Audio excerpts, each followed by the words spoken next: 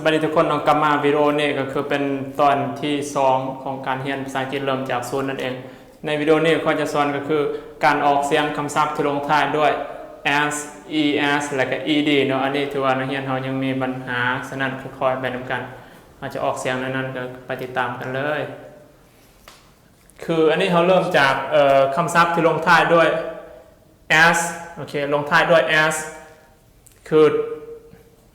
ถ้าว่าคำศัพท์ที่ลงท้ายด้วยเกิดมาถ้าพวกเจ้าเบิ่งวิดีโอเมื่อวานเจ้าจะเห็นว่าคอยบอกแล้ว voiceless consonant ก็คือถ้าคำศัพท์ที่ลงท้ายด้วย voiceless consonant voiceless consonant มีอย่างแน่จะไปเปิดบังคืนวิดีโอที่1เนาะวิดีโอตัวเรียนภาษาอังกฤษเริ่มจากศูนย์ตอนที่1ฮะตัวนั้นคอยจะบอกละเอียดแล้ว voiceless consonant มีตัวอย่างแน่แล้วก็คือลงท้ายโดย voiceless consonant คืออันนี้มันก็คือคำพวกนี้มันเกิดว่า voiceless consonant ฉะนั้นเวลาเราเติม s นี่เราจะออกเสียงเป็นเสียงตัว s นั่นเองอย่างนี้เป็นถ้าบ่มี s นี่บ่มี s จะออกเสียงเป็น work มีเสียงตัว k นะครับ work เติม s ปุ๊บ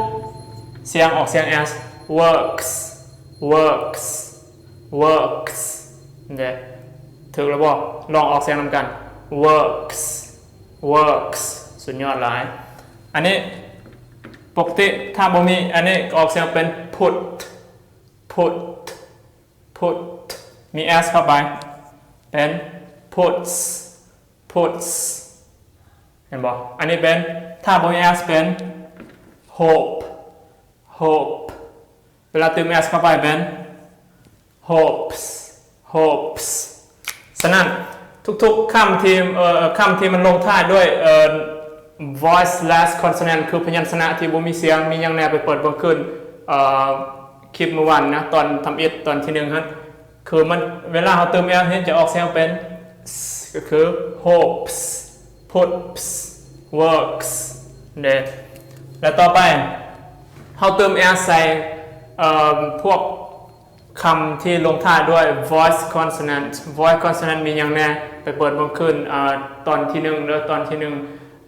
เริ่มเรียนภาษาอังกฤษจากศูนย์ตอนที่1ค่อยจะบอกแล้ว voice consonant มีหลายๆตัวมี b d z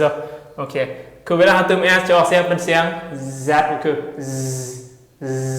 ต่างนี่เป็น s นี่เป็น z โอเค live คือถ้าบ่มี s จะเป็น live มี s เข้าไปเป็น live คือมันจะมีเสียงสั้นๆคือ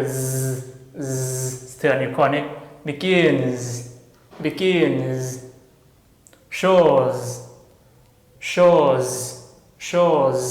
มีเสียง z แถมท้ายเนาะฉะนั้นมีหลายคำในบทมันจะมี3ตัวนี้มีหลายคำเจ้าต้องไปเบิ่งvoice consonants มีอย่างแน่ก็คือมี b d z ก็บักหลายๆเนี่ยเวลาเติม s จะออกเป็นเสียง z โอเคและคำศัพท์ที่ลงท้ายด้วยพวกอันนั้นdouble s โอเค ch x หรือว่า c ต่างๆหรือเวลาเราเติม s จะออกเป็นเสียง z's ก็คือ misses เห็นบอกออกต่างๆ misses teaches เราเติม es ใส่teaches fixes places มันก็มีหลายๆคำเนาะทุกคนอันนี้จะเป็น washes โอเค washes ก็คือสักอันนี้เวลาเราเติม es จะเสียงเป็น is ทุกคนใส่ใจตัวนี้เนาะลงท้ายด้วย sh แล้วก็ c นี้แล้วก็ x แล้วก็ ch แล้วก็ double s เป็น misses teaches fixes places washes โอเคและเวลาที่เราจะเปลี่ยน y เป็น i เติม es เสียงเป็น is กับ eyes คือนี่เป็น studies carries อันนี้เป็น tries อันนี้เป็น cries cries คืออันนี้เป็น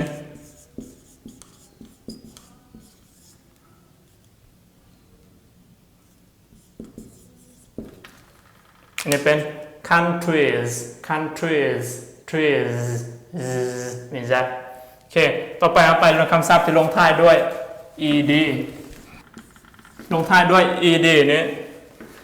มีแต่3เสียงทุกคนบ่ต้องงงเสียงที่1โอเค3เสียงที่1คือคำศัพท์ที่ลงท้ายด้วยตัว t กับตัว d เวลาเราเติม ed นี้เติม ed เข้าไปจะออกเสียงเป็นเสียงสระ it เนาะโอเคสระเลยซะเป็นเสียงสระ it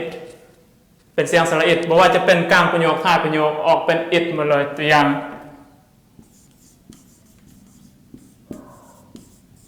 จะอ่านเป็น wanted wanted wanted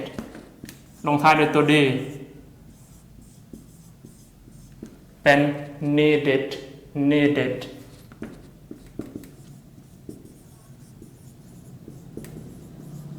เป็น interested interested ฉะนั้นทุกๆคำที่ลงท้ายด้วยตัว t กับตัว d เวลาเราเติม ed ปุ๊บจะออกเสียงเป็นสระ it ก็คือ wanted needed interested บลาบลายังมีหลายคำนะเจ้าและเสียงที่2ก็คือเสียงที่นั่นเองเป็นก็คือทุกๆเวลาเราคำที่ลงท้ายด้วยvoiceless consonant โอเค voiceless consonant voiceless consonants voiceless consonant มีอย่างไรก็คือมีพวกมีvoiceless consonant มีพวกเน้นบอกก็มีพวกนี้มีพวกต่างๆ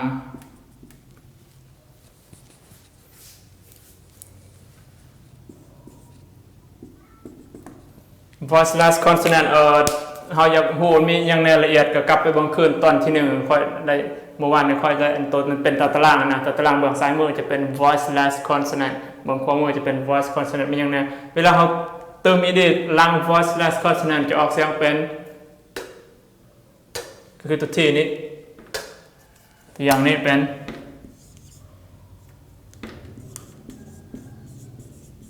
เติม ed ปุ๊บจะอ่านเป็น worked ถ้าบ่มี ed นี้เขาออกเสียงเป็น work work มี ed ปุ๊บ worked worked worked เพราะว่าตัว k นี้เป็น voiceless consonant พยัญชนะที่บ่มีเสียงก็คือนี่เป็นอันนี้เป็น stopped stopped มีต่างๆเนาะ stopped stopped stopped โอเค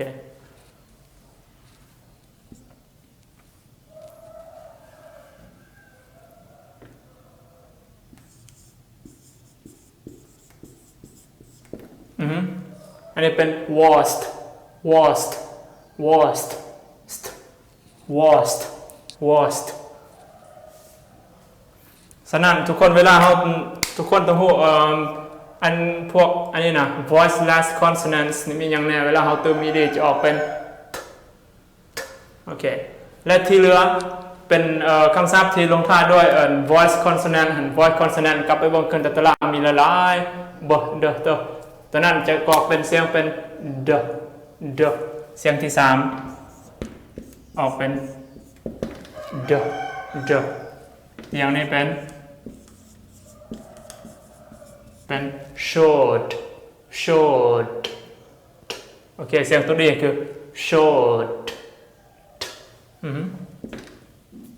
หรือว่าอีกหลายๆคำมั้งเป็น lived แล้วก็อย่างอีกหลายคำที่เป็นเขาเจ้าเติมหลังจากอันนั้น voice consonant นะ voice consonant มันถ้าไปเบิ่งตารางตัวค่อยสอนตอนที่1อยู่เบื้องขวามือฉะนั้นvoice consonant เวลาเติม ed จะออกเสียงเป็น showed lift อันนั้นเนาะการออกเสียง ed นั่นเองและสำหรับวิดีโอนี้เขาจะเพียงเท่านี้ก่อนตอนที่3เขาจะเรียนการเสื่อมเสียงก็คือมือต่อไปก็จะอัพลงการเสื่อมเสียงในภาษาอังกฤษนั่นเองทุกคนก็เราท่าติดตามกันเลยก็เรียนมือและวิดีโอเอาให้มันเข้าใจลึกซึ้งโอเคใครที่ติดตามแล้วยังบอกกดไลค์กด subscribe ก็ไปกดได้หรือกดกระดิ่งเพื่อเวลาคอยอัพวิดีโอใหม่เราจะได้เห็นใหม่ตลอดเนาะใครที่อยากเก่งภาษาอังกฤษก็ติดตามทุกวิดีโอคือตามคอยสัญญาคอยจะสอนไปละเอียดสุดจากที่แบบพูดอย่างเลยพอจะติดตามคอยทุกวิดีโอแล้วพยายามเข้าใจแต่ละวิดีโอบ่เข้าใจยังก็ถามลงนี้หรือว่าคำใดที่พวกเจ้าออกเสียงบ่ได้นะเจ้าคอมเมนต์ลงในคอมเมนต์นี้แล้วค่อยจะเฮ็ดวิดีโอตอบคอมเมนต์โดยเฉพาะวิดีโอเนาะจะได้ก็ see you next video